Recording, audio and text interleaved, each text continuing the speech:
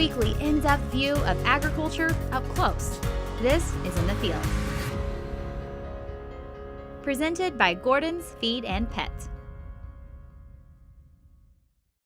Located on the quiet streets of Windyville sits the newly opened general store, opening its doors to its unique history. I purchased the store back in December of 2015. And originally I wanted to make it into a bed and breakfast because people had been wanting to break into the store for years, trying to get in due to the ghost hunting. So I figured if they wanted to come into the store so bad, we could let them legally come in and stay the night and do their ghost hunting. So you mentioned ghost hunting. Tell me about the history of that here in Windyville. There was a book published back in the early 90s by a local gentleman that had a bunch of the ghost hunting stories, and that's More Missouri Ghost. And back then, a lot of people were coming to Windyville just to investigate those. Those stories had leaked their way online and in the early internet days, and that's actually how I found Windyville. It was as a kid coming down to Bennett Springs.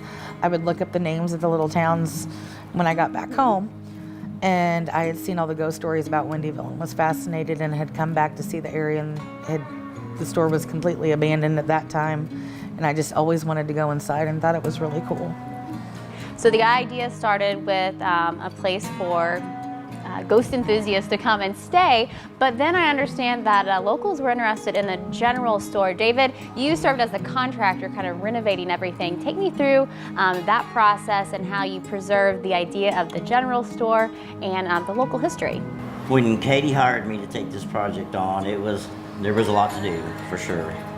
And we just started in one area, started tearing out the walls, and we just did it day by day. As we got one wall rebuilt and put up, we started another one till we started the bedrooms, and we built the bathrooms, and finally, about a year later, we had everything kind of how we wanted it and in place. And a lot of people were interested in if we were going to be a store. I told them then it was more of a bed and breakfast. And then the ideas come up that if they had some small things and general store items and stuff, people could come in here and stop. So that's pretty well where it came from.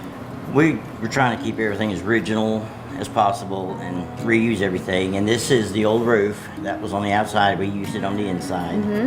And all the wood that we tore off, we found old signs and different things. That was kind of neat. We reused all the old barn wood that was on the outside, and the original ceilings in here are in the bathroom. We used them for the walls of the bathroom. Oh, cool. And it was tongue and groove. It was nice wood. Some of it was in bad shape, some of it wasn't. So we recycled what we could and tried to use anything that we could to put it back in the store.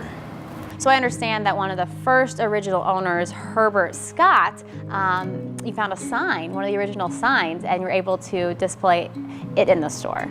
A local gentleman had bought the sign years ago when it was taken off the building by some previous owners, and they were going to scrap it, and he explained to them they couldn't do that because that was Windyville history and it was important to him.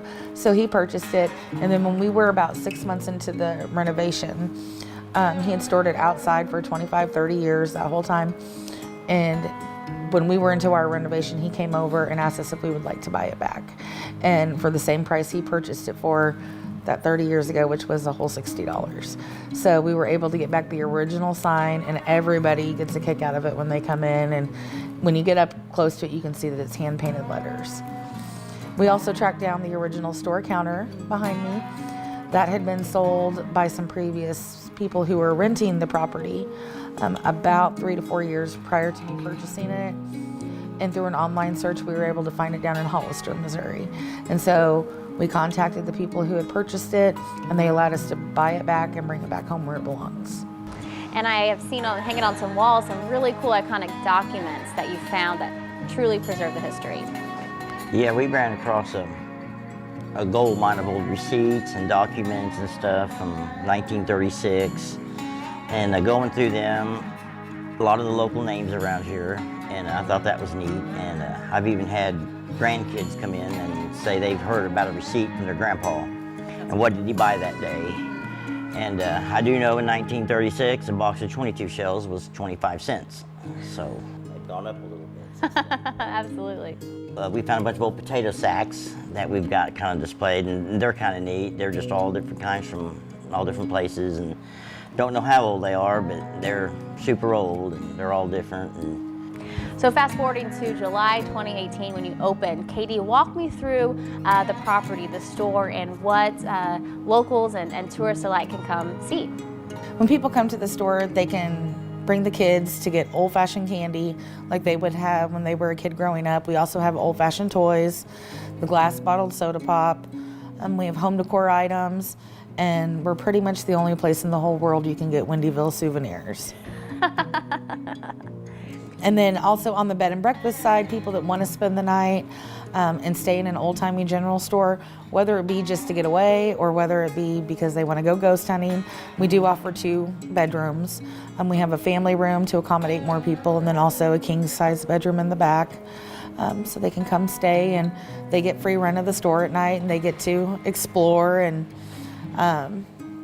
they also get an old-fashioned store tab, just like they used to have in the old times. Katie, let's talk about the future. You purchased the cannery that sits just behind the general store. What plans do you have for it?